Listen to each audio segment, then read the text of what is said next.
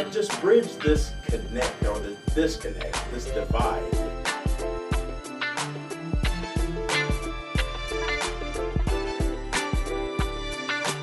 You know, I really give it up to both of them for doing their things. But I'm like, why not put black people in the future? That's why we're marching here, for justice and dignity for U.S. immigrations, no matter race, creed, color, or religion. Like the war we had in Biafra land, that has never been taught in our school. We have never, and none of the kids in Africa know that there was war in Nigeria. Hello, I'm Eric Jenkins, and welcome to the Community Unplugged. I have two hosts to my right-hand side, co-hosting the show with me today. And would you like to introduce yourself? Christiana Ekam. And I'm Stanford Milburn. So many of you have written questions and submitted these questions to us in regards to how we can just bridge this connect or the disconnect, this divide. And so there are a lot of questions that we'd like to address tonight, but we want to get right into those things that divide us as a community, those things that create conflict and chaos. Racism seems to be a big one. So education is something that seems to create a divide as well. And Mr. Milburn, in the school systems, there are so many differences in how education is distributed to our young students. And that causes a divide in regards to education, our education to our young people. And because of this divide, there's a lot of problems here in regards to coming together and communicating and working with each other. Can you explain? Well, I think first of all, it's the lack of knowledge of self. Yes. And even when it comes down to teaching our children about who we are, they only tell us slave stories. They never go deep in depth into who we are and where we're from. They never talk about our origins.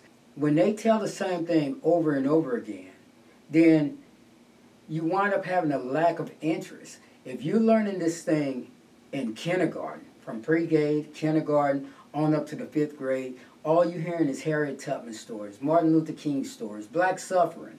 You know, you become bored of that.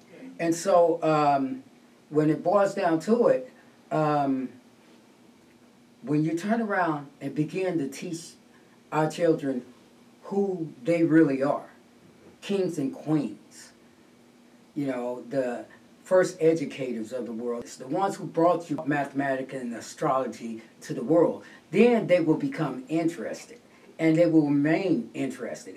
If our children knew that our people brought mathematics into this world, they wouldn't be going into the class learning it. They would be going into the class teaching it. I agree. I love that. That's strong. Now, Christiana, coming from Africa and actually being born in Biafra, you come with a different perspective as far as the interaction between the educational system of the American Aboriginal and the educational system of the African. Can you go into detail about the differences that you've noticed since you've come here to this country? Yes, I can explain some of the parts and things I have noticed here in America is that the way and manner the system here in America is carried on is different from that in Africa.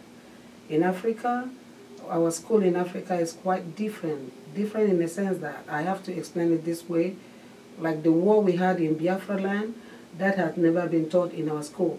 They have never, there's none of the kids in Africa knows that there was war in Nigeria, then Nigeria, though it was Biafra. A lot of things is kind of, if you want to put it this way, it looks as if a lot of things being hidden from us, from the kids. They grow up not knowing a lot of things. And it looks as a lot of part of it is just like in America here, like he has just said, most of the things are not taught in class so that people will not know who they are. In Nigeria, a lot of children don't know who they are. They don't know that they are the people that owns the land. They don't know most of the things that is happening in the Biafra land right now. Most kids don't know. If you tell them Biafra, there was a Biafra, they will say, how did Biafra comes about? All is a kind of plan in the whole continent or in the whole world to make the blacks not be relevant or not be heard. That is what I have noticed. We see a lot of that here as well in the United States. As Mr. Milburn actually brought out here in regards to our education, we don't have the education that tells us that we were kings and queens of the world at one point, that the Aboriginal man is we, the Aboriginal person. And so because we don't know that, a lot of us, we hate ourselves. We're taught to hate ourselves. Hollywood teaches us that we're ugly, that we're stupid, that we're savages. And I see that still in the movies today. Stan, would you say that in Hollywood, the movies are still portraying us in a negative way? Yes, I would say that. How many slave movies can you make? You know, you tell the same story over and over again, trying to convince us that we were only slaves. Yet, when it boils down to the educational system, when it boils down to advanced medicine, they obtained the knowledge of this medicine from Kemet. And for those who don't know what Kemet means the black land. And that's one of the older names of Egypt before it was named Egypt. And so my thing is, you turn around, create these movies, put us on slave ships. Why don't you turn around, put us in movies, and put us on ships somewhat like the Enterprise? You know, a black version of Star Trek. I always said to myself, Tyler Perry, Oprah Winfrey have all this money. Okay, they have all this money. They're doing all this big production. Big ups to both of them. I give, I really give it up to both of them for doing their things. But I'm like, why not put black people in the future? Let me ask you a question in regards to Christiana. In regards to the divide in America, we can see where the divide in education creates a divide in the finances. So in Africa, when you have African people actually running that whole continent, why is there such a disparity with the people? Why are there so many poor as far as you can see? In my country, in that part of the world, what people do, what people in government, what they do is that they take all the money because of the colonial master, because of what they have done in the past when they colonized the Africans, especially the Nigerians. They make some part of the country, rule over some part of the country. So that is why you have seen a lot of things happening in Africa. You can't really compare Africa with America in any form, because they have really poisoned the mind of Africans, make the two brothers or the two black people fighting each other, and they will come into the country and take all the money and make up their own country. For instance, the whole money that is making Britain, I can say it boldly, I can challenge whoever wants to come and challenge me, is from Nigeria, because they take our money, make up their country, and put us in Christiana, I want you to hold that thought. I'm sorry. I want you to hold that thought. We're going to have to take a commercial break. I'm sorry. When we come back, we're going to have a special guest, Miss Emma Rogers. And so please hold on until we come back, because you're going to love this guest. Taxi, hey! Man. Taxi! Taxi! Taxi! Hello, taxi! Jamie, go out there and get the phone. Taxi! Wait. Taxi! All right. To the airport, please.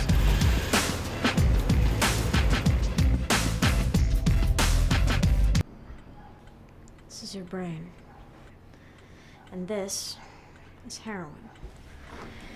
This is what happens to your brain after snorting heroin.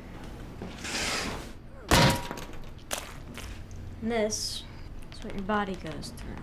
Wait, it's not over yet. This is what your family goes through. And your friends, and your money, and your job, and your self-respect, and your future. And your life. Any questions? All right, welcome back. And we have a guest with us. I hope she's here with us, Miss Emma Rogers. She is the curator of the Martin Luther King African Museum. And so I'm so happy. How are you doing, Miss Emma? Good afternoon. Glad to be here with you. That's great. That's great. Thank you so much for being here with us. Yes, I have a question that I've been dying to ask you.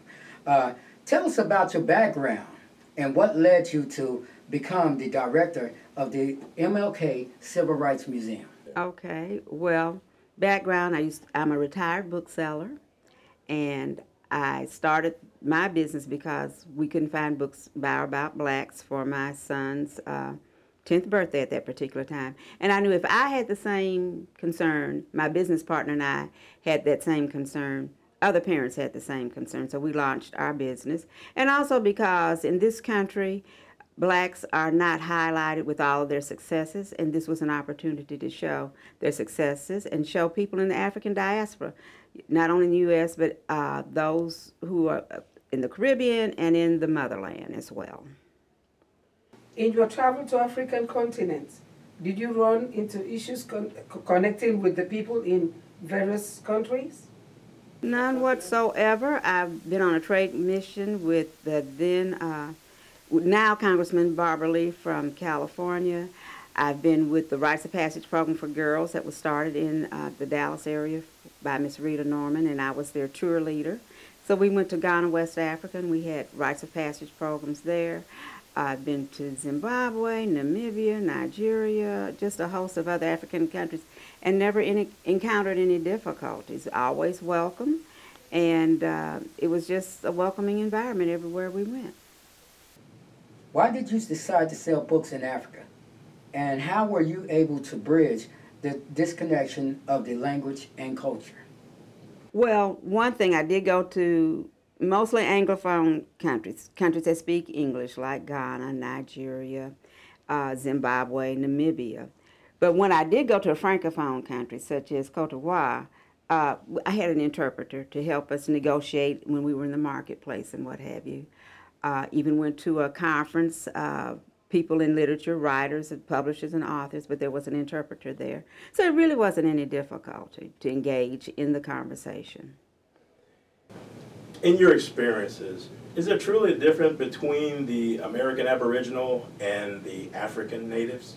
Well, in terms when you talk about American Aboriginal, you got to talk about all the Americas and all of the indigenous people. So that would take the U.S., Canada, South American, what have you. Those are all comprised, the Americas, Central American, what have you. So, of course, there are differences in language, lifestyles, interests, art forms, and what have you. But in terms of, I think your question is in terms of interacting, you know, this country, when the colonizers came, they used things to help divide us. And as Bob Marley says, they always try to come up with things to keep us fussing and fighting.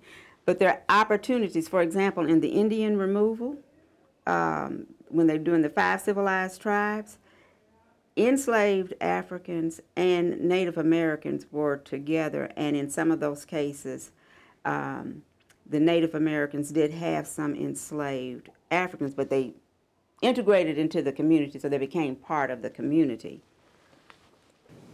Tell us about the young students that you have taken to Africa and what they came away with from the experience. Well, it was a Rites of Passage program for girls started by Rita Norman in Dallas, and the girls would enter the program from the 6th grade through the 12th grade. And one of Mrs. Norman's goals was to have a Rites of Passage program in the motherland. So we selected Ghana, and I was the tour leader. We went there in 2005, 7, 9, and 11 was my last trip with Rope. And the girls got to see other cultures. It made them appreciate their lifestyle here. They provided community service opportunities there. They provide painted schools and what have you. So it made them appreciate what they have and also appreciate and recognize the culture and the rich culture that the people in Ghana have to offer. How has your international travel allowed you to view humanity in a different way? You know, this is a huge world. And the African contribution to the Americas is just phenomenal. In terms of religion, you know, Dr. Joseph Ben-Yakinen did the book African, Black Man of the Nile and His Family, African Origin of Western Civilization. So it shows how Western civilization has adopted things from the African tradition and incorporated it and interpreted it as their own, but when in actuality, it's come from Ghana. For example, we have the 10 Commandments, and they're like the 92 negative confessions and what have you.